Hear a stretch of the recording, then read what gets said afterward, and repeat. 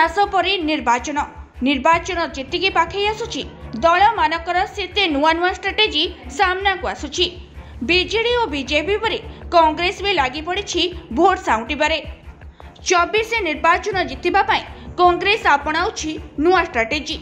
मध्य प्रदेश रे हारिबा परे परिवर्तन मुहा होइछि कांग्रेस। 24 निर्वाचन को आखि आगे रखी राहुल गांधी आरंभ करथिले भारत जोड़ यात्रा, जोंथरे विभिन्न राज्य बुली लोकमानक सह साक्षात करथिले राहुल गांधी। किंतु केवल तेलंगाना को छाड़देले अन्य कोनोसी राज्य रे विजयर स्वाद चाखी पारिलानी कांग्रेस। सेथिपाई नुआ नुआ रणनीति आपणाउछि कांग्रेस। पुरखा नेता मानकु गादीच्युत करी युव नेता मानकु दिया जाउछि दायित्व। एही प्रथा आरंभ होइछि मध्य प्रदेश। वरिष्ठ नेता कमलनाथ को हटाई दलर दायित्व जितु पटुआरଙ୍କ हातरे टेकी देइछि दल।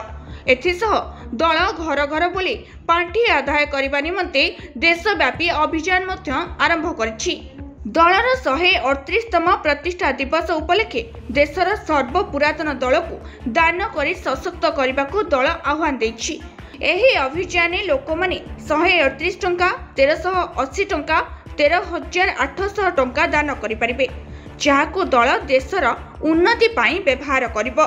तेबे जनता कांग्रेस को काहेकि पांठी देबे बोली प्रश्न उठिबारु कांग्रेस सभापति शरद पट्टनायक कहिसंति जे वर्तमान जे अन्याय और अत्याचार हेउछि ता विरुद्ध रे लड़ाई करबा पई एही अभियान आरंभ होइछि, जाहाकु नै विरोधी दल कहिछि जे कांग्रेस विधायकंक पाखरु 300 कोटीर जे कला टंका जब्त होइछि ताकु लुचाइबाकू एही सब नाटक करा जाउछि।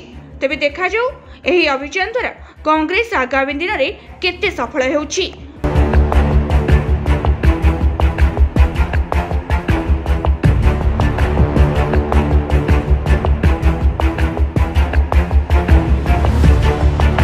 रिपोर्ट कर्तव्य न्यूज।